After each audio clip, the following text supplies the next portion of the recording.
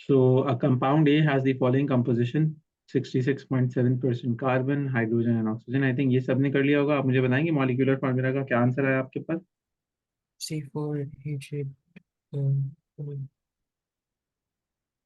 जैनब, आपके पास क्या आंसर आया?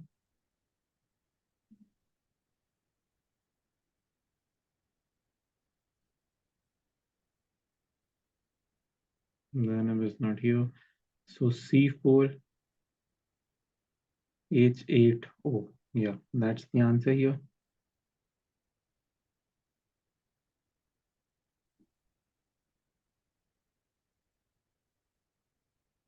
Zainab, can you hear me? Assalamu alaikum.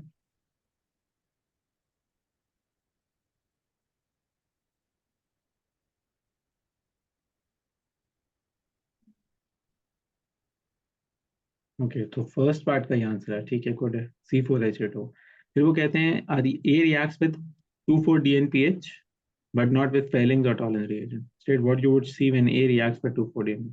तो A का क्या होगा? इसके लिए आई थिंक हमने जो डिस्कशन किया था वो हम जा सकते हैं थोड़ा सा, अगर आपको रेफर करवाए हम, जो हमने अपनी क्या कहते हैं DNPH टेस्ट था, तो हम ओपन कर लेते हैं आपके लिए, that you get to know कि क्या होना चाहिए और क्या नहीं होना चाहिए।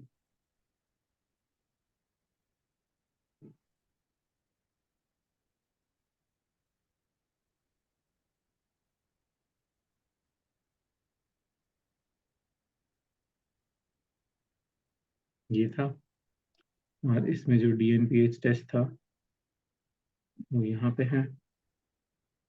तो पहली चीज ये थी कि हम ये बताओ कि फेहलिंग सोल्यूशन का पता है। तो ब्लू प्रेसिपिटेट ब्लू सोल्यूशन होता है एल्डिहाइड में, जब ऐड करते हैं तो ब्रेक रेड बनते हैं, that was Fehling step. Aldehyde के लिए था, ब्लू से रेड बन जाता है। डीएनपीएच टेस्ट क्या था? जो कि कंपाउंड होता है 2,4-DNPH, ठीक है, डायनाइट्रोफेनाइल हाइड्रोजाइन। तो इसमें क्या होता है, ये ऑरेंज प्रेसिपिटेट्स बनाता है अगर हमारे पास कीट वो क्या कहते हैं, हमारे पास क्या हो, कीटोन हो या एल्डिहाइड हो?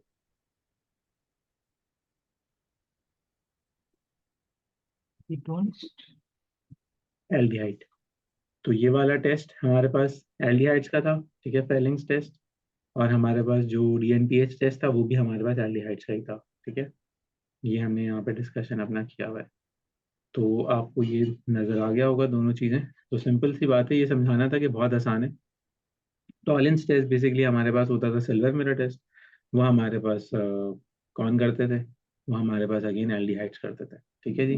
तो ये हमारे पास यहाँ पे अब इसका क्या ऑप्शन होगा या क्या आंसर होगा, तो वहाँ जाते हैं वापस अपने पेपर पे। तो ये याद कर लें प्लीज, अगर आपने याद अभी तक नहीं किया है, तो दैट इज रियली इजी। इसको होना चाहिए कि what you would see when 2,4-DNPH reacts with Tollens reagent।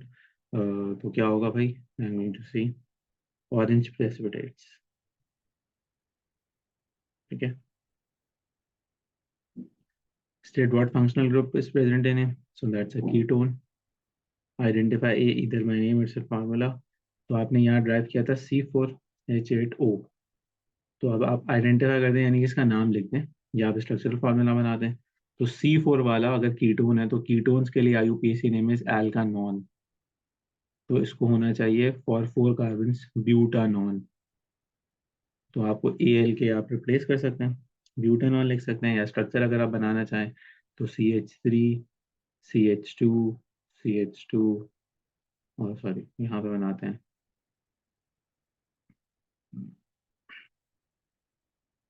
Carbonyl and then CH2, so it can be this और ब्यूटानॉन।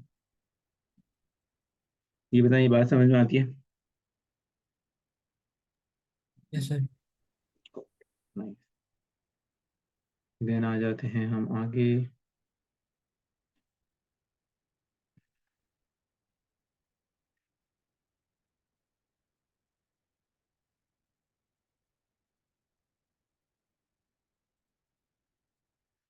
सो देन है हमारे पास क्या है, या A can be reduced to compound B for this reaction status suitable reducing agent।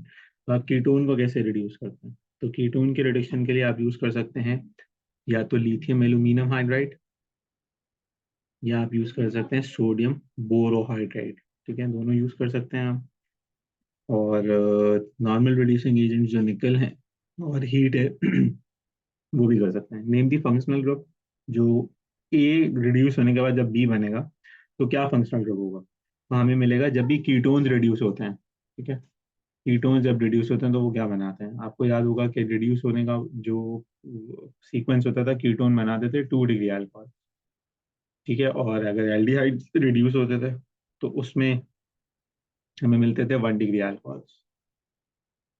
ठीक है, तो यहाँ पे हम लिख सकते हैं सेकेंडरी अल्कोहल्स और 2 डिग्री अल्कोहल।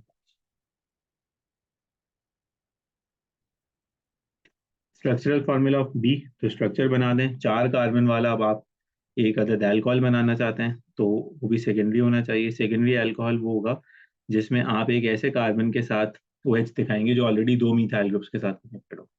तो CH3 अब ये सेकेंडरी हो गया, लेकिन टोटल काउंट करें तो ये 3 है इसका, तो अब यहाँ बना दें, that is what. You guys get this, ये बताएं, ये बात समझ में आती है?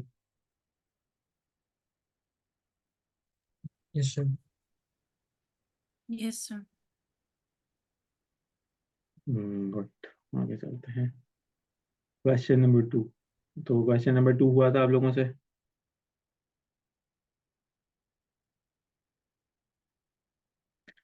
Ethan diol. Okay, that means a dialdehyde. तो है तो ये एल्डिहाइड, लेकिन इसमें 2 एल्डिहाइड कार्बन हैं, एक ये वाला है और एक ये वाला है।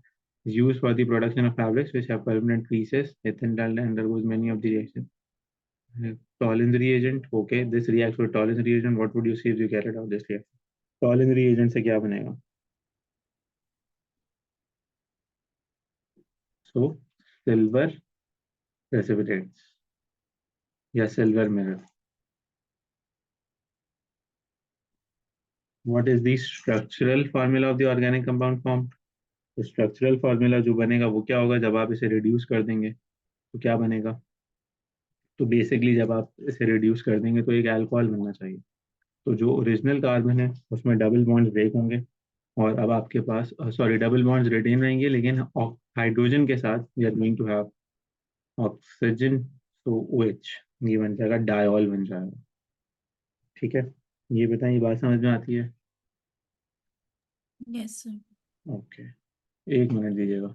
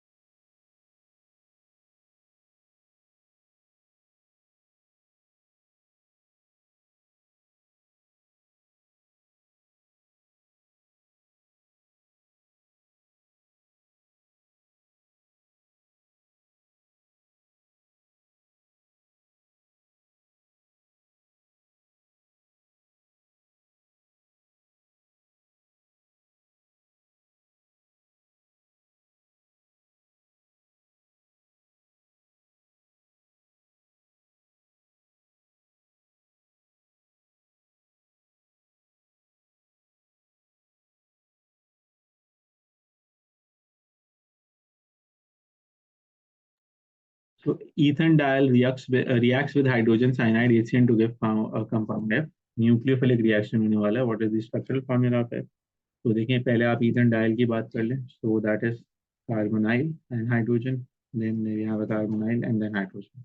अब आप इसको HCl ऐड करवाते हो तो HCl में आपको पता है न्यूक्लियोफिलिक रिएक्शन होगा। कार्बन नेगेटिव पॉजिटिव होता है, ऑक्सीजन नेगेटिव होता है, इसमें हाइड्रोजन पॉजिटिव होता है, साइनाइड नेगेटिव होता है। तो this cyanide is going to be attacked with this carbon, ठीक है। तो अब स्ट्रक्चर क्या बनेगा? स्ट्रक्चर बनेगा ये इस तरह से था।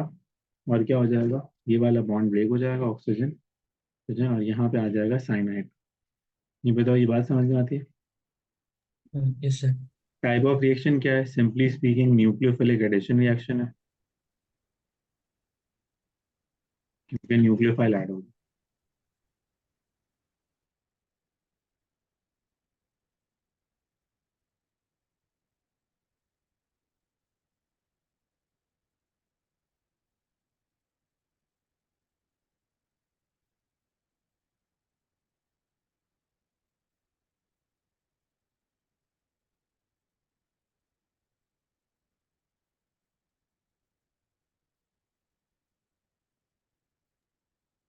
What is the structural formula of the compound formed when F is heated with an aqueous mineral acid such as dilute sulfur? So this compound F then reacts with H2SO4. ठीक है, okay. तो अब क्या होना चाहिए? तो पहले ये बनाते हैं हम, ठीक है भाई। साइनाइड है, ऑक्सीजन है और ऑक्सीजन है, ठीक है। अब क्या हुआ भाई? मिनरल एसिड सल्फ्यूरिक एसिड से रिएक्ट कर रहा है, H2SO4 से रिएक्ट कर रहा है। हम्म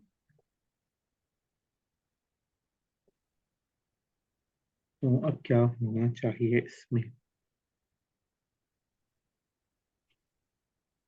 तो अगर सल्फ्यूरिक एसिड से ये रिएक्ट करेगा तो एसिड आर प्रोटॉन डोनर्स, तो प्रोटॉन डोनेट करेंगे। अगर वो प्रोटॉन डोनेट करेंगे तो फिर हमारे पास क्या होना चाहिए? फिर हमारे पास बेसिकली, अच्छा हाँ ठीक है, by definition acids are proton donors, ठीक है।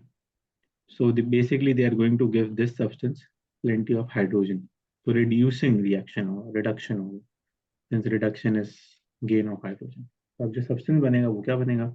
ये आपने किया था रिडक्शन, अगर आप साइनाइड ग्रुप की करते हैं तो आपको कार्बोक्सिलिक मिलता है और अल्कोहल बन जाएगा। तो जहाँ जहाँ ऑक्सीजन है वहाँ वहाँ कार्बोक्सिलिक अटैच कर देंगे, जहाँ जहाँ हाइड्रोजन है वहाँ वहाँ OH।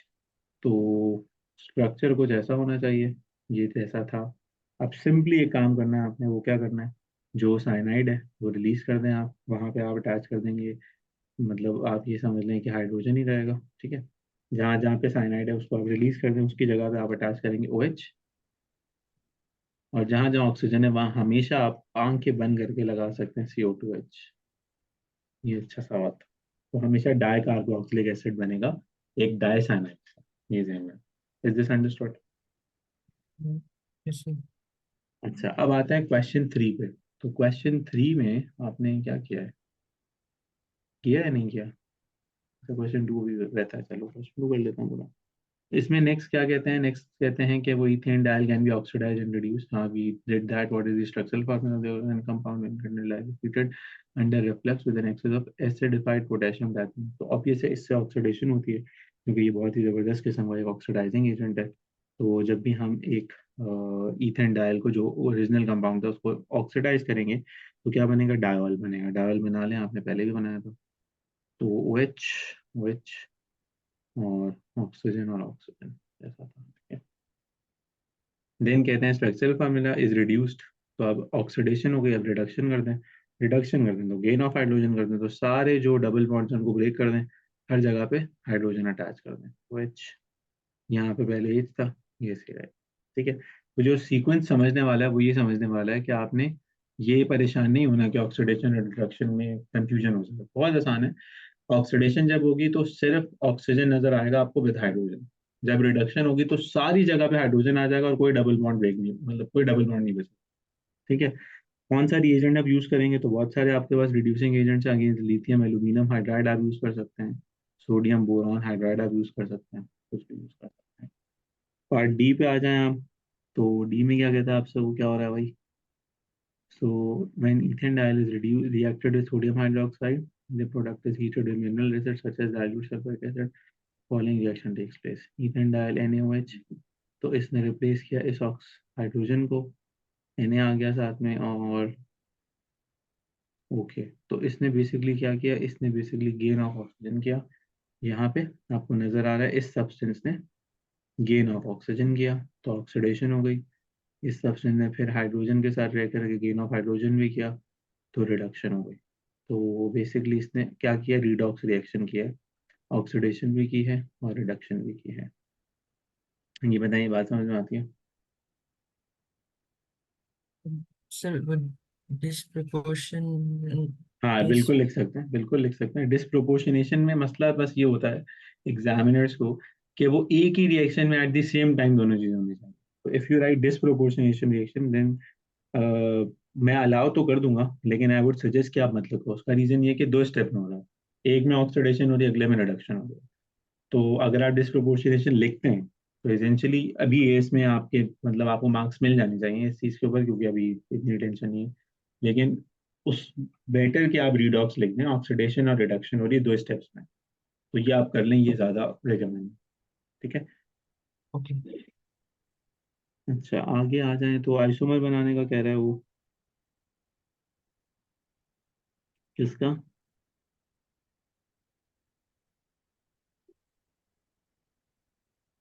अच्छा isomer that reacts with sodium metal, ठीक है। तो इथेन डायल का, तो इथेन डायल बेसिकली ऐसा था। अब ये अभी फिलहाल ऑक्सीजन सोडियम से रिएक्ट नहीं कर सकता, सोडियम से रिएक्ट करने के लिए उसको होना चाहिए अल्कोहलिक। तो उसका आइसोमर कैसा होना चाहिए?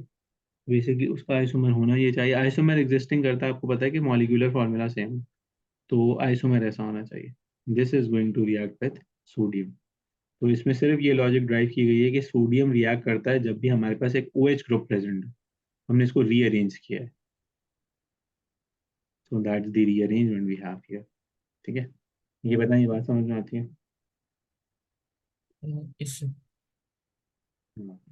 तो फिलहाल फिर हम यहाँ तक रखते हैं, जो दो क्वेश्चन रह गए वो आप कर लें, क्योंकि वो शायद कह रहा था कि नहीं हुआ, बाकी इंशाल्लाह कल बात करें आपसे नेक्स्ट क्लास। जी सर।